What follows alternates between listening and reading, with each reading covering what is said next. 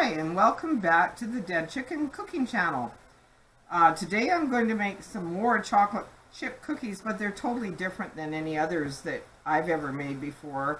I got this recipe years ago from a friend of mine, and it's a really great recipe if you need a large amount of cookies, and you can put half of them in the freezer. So I thought I'd just go through them with you today. They're very, very tasty cookies. And I have the recipe already out there so you can see how to make them. And I've done a little bit of pre-measuring to save time on this video. Okay, I hope you enjoy them. Okay, right now I'm going to do as the recipe says. I'm creaming the shortening and sugars until fluffy.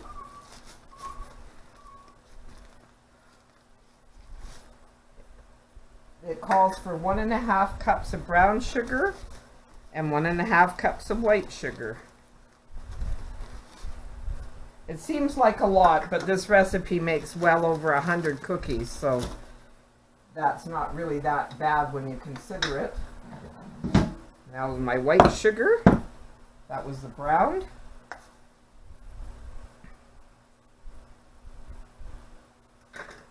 And the 1 cup here. So altogether it's 3 cups of sugar. And I already have my pound of lard in there, and I've already beaten it up a bit. That sounds good. I beat it up, eh?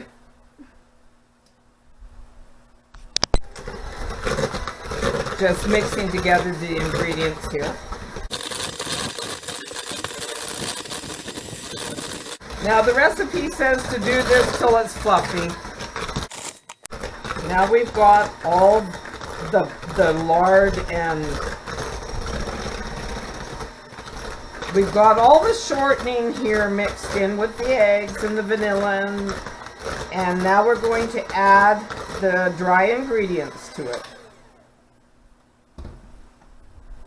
Right here. I have it all pre-measured and mixed here. So I'm just going to add that into there. There we go. And I go slowly so the flour doesn't go all over the kitchen.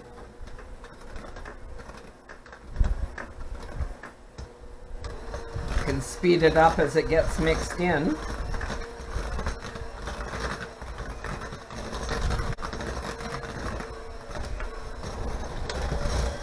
See, there's a lot of batter. This is a fairly big bowl. I think it's a Tupperware bowl, and I think it's like 32 quarts, so you can imagine how much cookie dough this is making here. You have to have quite a bit of time set aside because it takes quite a bit of time to bake this one. Now there we go. That's all well mixed in together. And now I just add the chocolate chips, the oatmeal, and the walnuts. But I think I should add the oatmeal and still use the mixer to use it instead of by hand. So I have my oatmeal in my oatmeal container here. And I'm going to add 4 cups as the recipe asks for. 2. I kind of have a mixture of slow cooking oats and instant oats here. It'll be interesting to see how they taste in the cookies. We keep on making mistakes when we buy them. That's my 4 cups of oats. And I can still mix it with my mixer to make it easier. And there we go, that's all well mixed. And now I will add the pre-measured chocolate chips. This is actually only 3 cups. I figured that looked like plenty, even though the recipe calls for 4. And 2 cups, I believe. I gotta look here. Oh yes, 2 cups of chopped nuts. I use walnuts.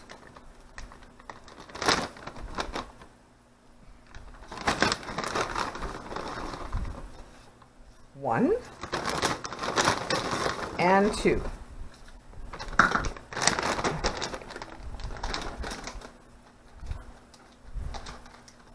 I always keep my walnuts in the fridge or the freezer, just for a tip. Because if you leave them at room temperature, they go rancid really quickly. I'm just grabbing my wooden spoon so I can mix this by hand. And then they're ready to go on the cookie sheet. Simple as that.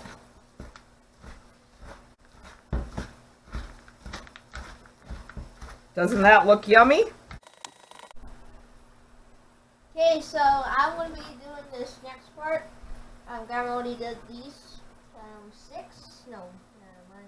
8. I'll be doing the next ones. So 16 in a row, that's right? That's right. Or the 16 a batch. So that's about the same size, right? Right. So I'm just going to continue on making that size.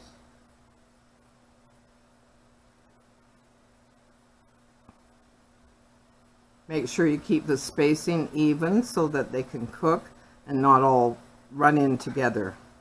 Yes, because okay, I'll get that one there. Actually, I think we're going to have to change that and put 12 because I think those are going to spread quite a ways. Yeah, So go here with that one and then just one more. Because these do spread out quite a bit. So we're going to put 12 instead now. Yes. As you already heard. So one more? Just one more. And then, all right. And now you can put those in the oven. We got our oven already warmed up and ready to go At 350. at 350, and Nash is just going to put them in the oven here.